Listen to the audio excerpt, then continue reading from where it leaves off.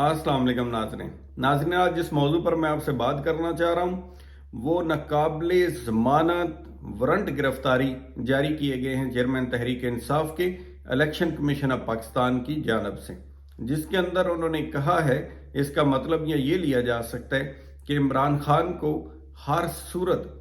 पेश किया जाए इलेक्शन कमीशन के सामने, जिसमें उसकी गिरफ्तार करके पेश करना भी शामिल है। यह हाजिरी को यकीनी बनाने के लिए आखिरी हरबा होता है किसी अदालत के पास, और यहाँ क्योंकि कार्रवाई इलेक्शन कमीशन ऑफ पाकिस्तान के पास चल रही है तो उन्होंने ये वारंट नाकाबिले ज़मानत गिरफ्तारी जारी किए हैं। अब देखना यह है कि वही इलेक्शन कमीशन ऑफ पाकिस्तान जो चंद दिन पहले तक जिसके खुद के खिलाफ तौहीन अदालत की कार्रवाई चलने का खदशा था, जब सुप्रीम कोर्ट ऑफ पाकिस्तान के अहकामात को नहीं माना इलेक्शन कमीशन ऑफ पाकिस्तान ने, जिसमें कहा गया था कि पंजाब में इलेक्शन करवाए जाए और साथ ही साथ केपी में इलेक्शन का भी केस था, तो ऐसी सूरत हाल में गुमा यही था कि सुप्रीम कोर्ट ऑफ पाकिस्तान जो है वो तौहीन अदालत का नोटिस ले सकती है इलेक्शन कमीशन ऑफ पाकिस्तान के सरबरा और बाकी अफसरान के खिलाफ जिन्होंने अहकामात नहीं माने और तमील नहीं की थी सुप्रीम कोर्ट ऑफ पाकिस्तान के अहकामात की। लेकिन वो तो तौहीन अदालत की कार्रवाई ना हो सकी और ना ही इलेक्शन हुआ।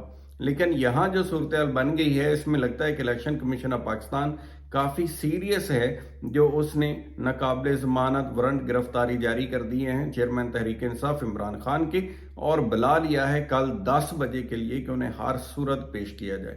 अब ऐसी सूरत हाल जहाँ पैदा होती है तो वहाँ ऑप्शंस क्या होती हैं किसी उस शख्स के पास जिसके वारंट नाकाबिले ज़मानत गिरफ्तारी जारी किए जाते हैं, उसके पास ये ऑप्शन होती है कि वो पेश होकर के दरख्वास्त दे सकते हैं, या अगर पहले ही वारंट की तमील हो जाए तो पहले भी दरख्वास्त दायर करके तो ऑर्डर को रिकॉल करने के लिए यानी वापस लेने के लिए उस मजाज अथॉरिटी को कह सकते हैं कि अपने हुक्म को वापस ले, ताकि वो मकसद जो था बुनियादी तौर पर पेश होना वो पूरा हो गया, तो लिहाजा फर्दर कार्रवाई की ज़रूरत नहीं है। बाकी ये तो हो गया वारंट की हद तक। आगे देखते हैं कि जो तौहीन का मामला है उसके अंदर भी अदालतों के ऊपर या अदारों के ऊपर उसके अंदर भी मोस्ट ऑफ द टाइम ये होता है कि वो उसके बड़ापन जाहिर करते हैं अदारे, और कोई ऐसी कार्रवाई नहीं करते जिनके अंदर लीडरान को कोई सज़ा दी जाए या इस तरह से कुछ हो। मासवाए चंद ऐसी मिसालें हैं जिसमें आपने देखा था कि यूसुफ रज़ा गिलानी साहब वाले केस के अंदर उनको सुप्रीम कोर्ट में वो मामला था, इलेक्शन कमीशन में नहीं था, तो वो नहल कर दिया गया था। और दूसरा चंद और मसालें भी हैं जिनमें निहाल हाशमी, तलाल चौधरी और बाकी भी कई मसाले हैं। तो लेकिन यहाँ इलेक्शन कमीशन ऑफ पाकिस्तान के मामले में कोई ऐसी मिसाल सामने नहीं है जिसका हवाला दिया जा सके कि कोई ऐसी कार्रवाई हुई हो।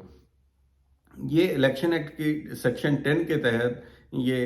जो मामला है उसको लिया गया है इलेक्शन कमीशन ऑफ पाकिस्तान ने, क्योंकि ये बाद में अमेंडमेंट करके तो तौहीन का सेक्शन इसके अंदर डाला गया था ताकि लोगों को उसी तरह से प्रोसीड कर सके इलेक्शन कमीशन ऑफ पाकिस्तान जिस तरह से इख्तियारात हैं हाई कोर्ट और सुप्रीम कोर्ट ऑफ पाकिस्तान के पास। लेकिन सुप्रीम कोर्ट और हाई कोर्ट के अगर केसेस की रेशो लें तो 95% या इससे भी ज़्यादा केसेस के अंदर कोर्ट्स जो हैं वो इस कार्रवाई को आगे नहीं बढ़ाती और बड़ेपन का मुजाहरा करते हुए अक्सर जब कोई माजरत कर ले या वो ये कह दे कि वो दीदा दानिस्ता उन्होंने तौहीन नहीं की है तो फिर वो मामलात निपटा दिए जाते हैं। दूसरी तरफ लेकिन एक देखने वाली बात यह है कि क्या इलेक्शन कमीशन ऑफ पाकिस्तान अपने रवैये से ऐसा सारी वो अपना जो उसका किरदार है गैर जानबदार, शफाफ, फ्री एंड फेयर इलेक्शन करवाने का उसको निभा रहा है या उसके ऊपर अपना फोकस किया हुआ है,